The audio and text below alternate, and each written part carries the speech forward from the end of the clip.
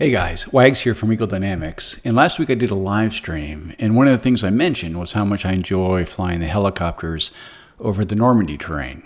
So today I thought I'd go ahead and actually do a little live stream showing just that. Now normally I really enjoy doing the Ka 50, but today I thought I'd go ahead and return to the UH-1, which I definitely need some practice in lately. So no real Q&A this time, just a little update that the team is obviously working very hard in Normandy and clean up a few things with the map still, some of the lighting we need to clean up, the grass, and a couple other smaller things, but still all moving along very well. And at the same time, we're working hard on the assets pack vehicles. Now, for the most part, I'll keep pretty quiet and probably just focus on the flying, which needs all my concentration. And which will certainly be pretty self-evident here. I am definitely one of the worst UH-1 pilots out there. And it goes without saying, but I'll say it anyways, this is still very much a work in progress. Certainly areas we need to tune and improve before the final release sometime in late May. Okay, let's get this bird up in the air.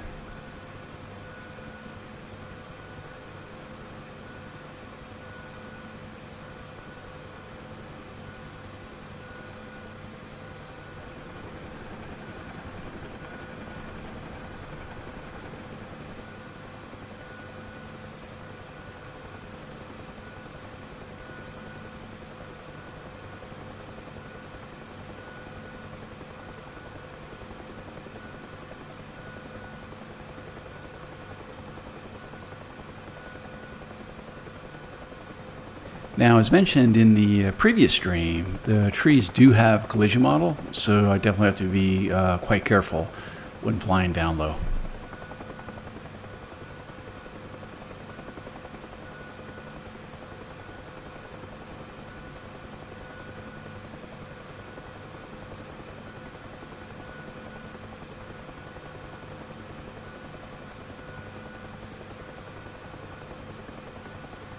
Now, I think in the previous stream it was the summer terrain, and what we're seeing here is the spring terrain.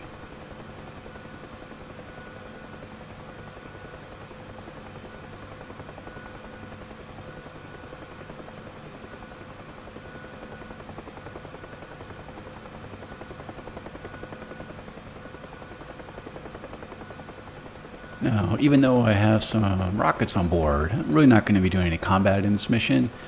Mostly just me flying around at some different altitudes to show you guys around.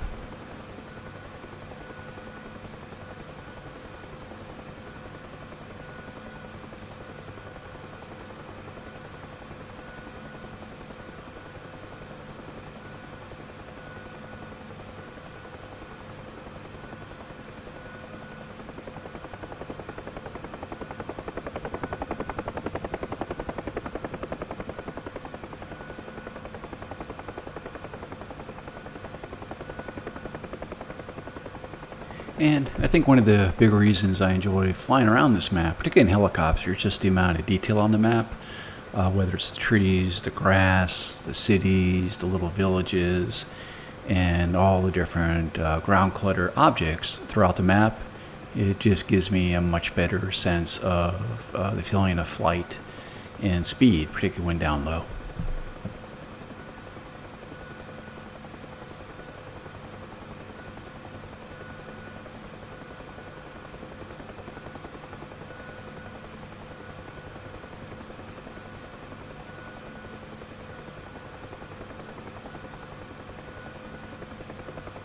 And even though this is a 1944 map, flying around particularly where we are right now, I really doubt there's a whole lot different than this part of the map compared to 1944 to now.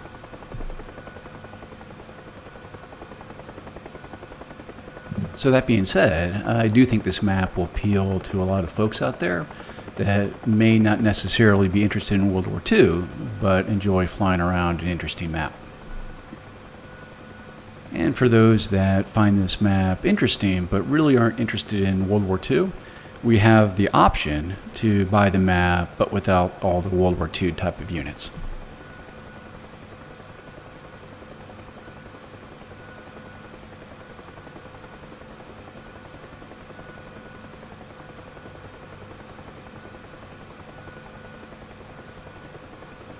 And there is randomly generated road traffic, although compared to modern day, it's really not that dense.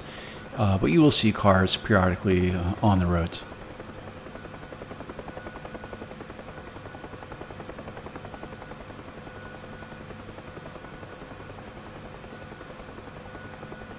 Now, one of the nice things about the procedural grass, although it definitely still needs some work, is that it actually uses the same color of the ground texture beneath it. So it just gives it a more natural look overall.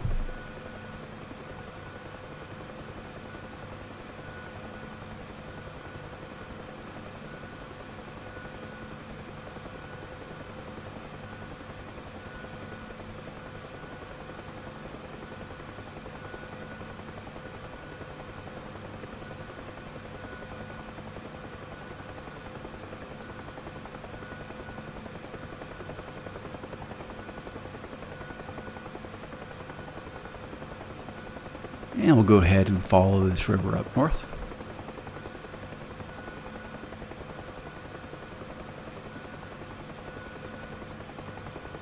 So as a side note, I'm actually using a new throttle today, the Thrustmaster WCS2. This is by no means a commercial or endorsement, but I do enjoy the throttle. The nice thing about it for me is it has paddle switches on the front that I can actually use as rudder. I'm still getting used to it. But it's a nice throttle, and the thing that's really cool about it is it's not split throttle, but it's closest thing out there to a Hornet throttle, which it's going to be a really nice piece of kit to have later this year.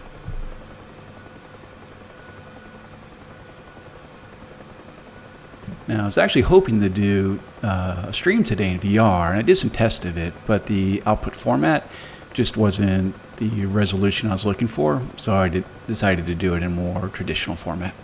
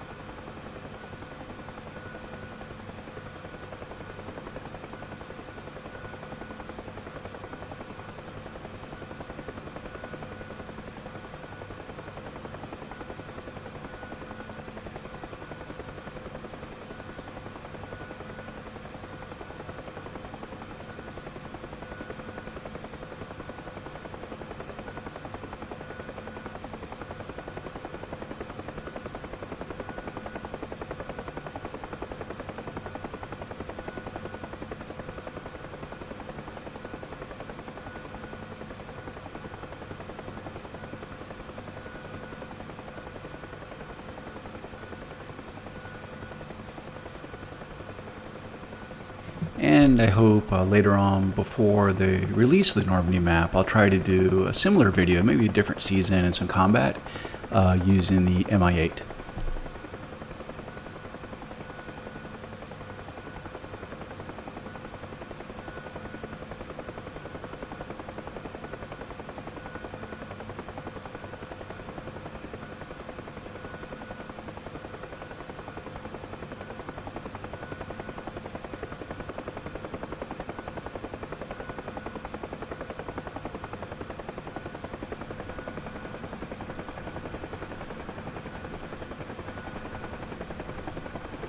And I'll slow down here so you can get a better look at this little town.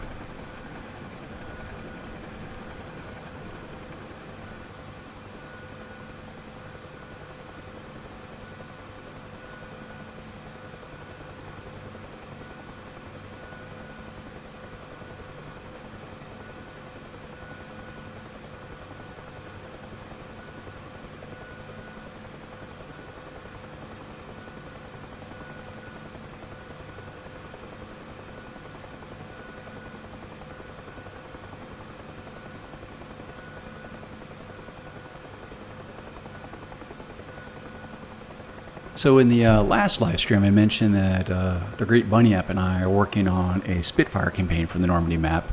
And actually on our forums, I put a casting call for voiceover actors. And I really appreciate all the great response we've had on that.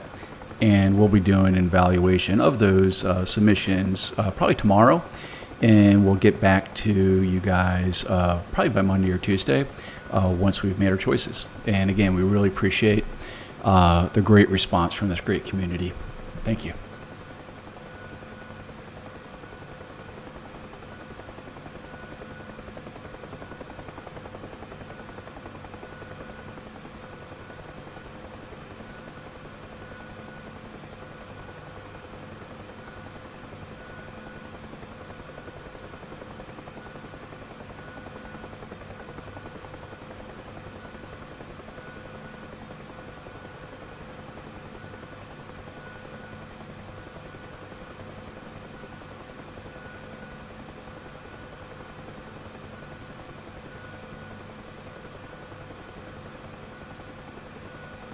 So in this video, I'm also using the flat shadows, which if I'm just flying around, generally I prefer. To me, actually, in some ways, they look better and a better performance. And the projected shadows, essentially the default shadows, can be nicer. But generally, I'll only use those if I'm doing something like combined arms or something very close to the ground, where I can have essentially shadows cast on other objects to make it look more natural. But as mentioned last week, there's also a third option called off, which you'll be able to disable all the ground shadows for those that need an extra performance boost, particularly when you're in VR.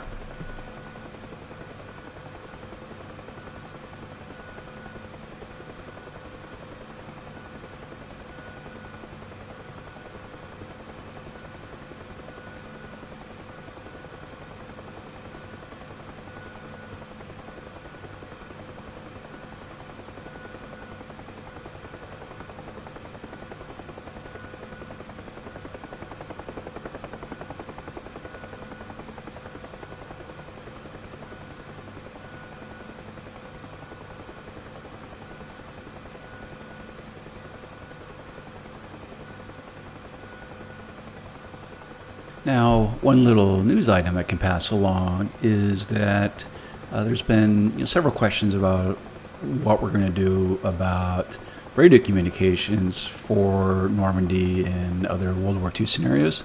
And it is something we're very actively designing and working on right now. It won't be ready for the Normandy release, but it is something we're definitely working on to better support the World War II environment for DCS World.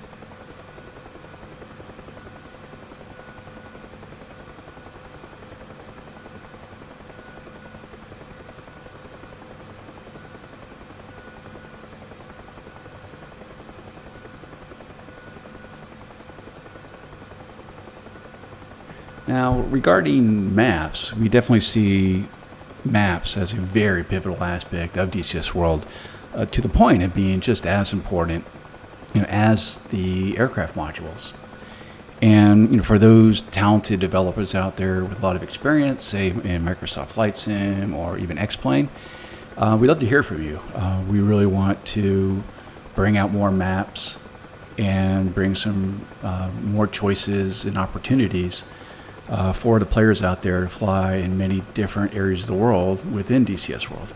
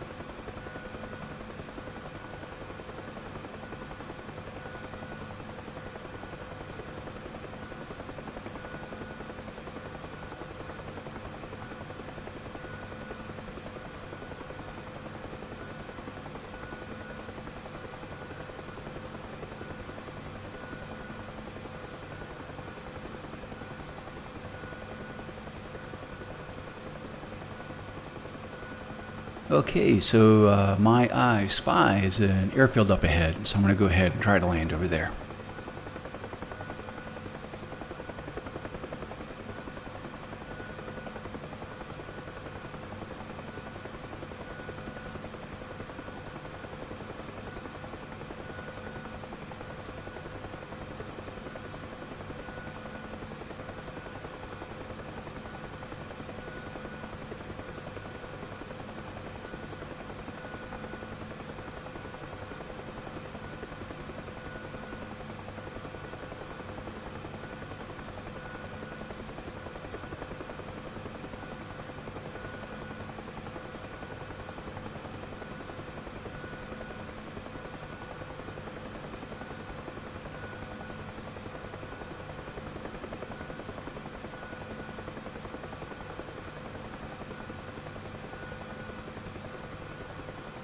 Okay, definitely need to kill off some of my airspeed here. And as bad as I am about flying the Huey, my landings are pretty atrocious.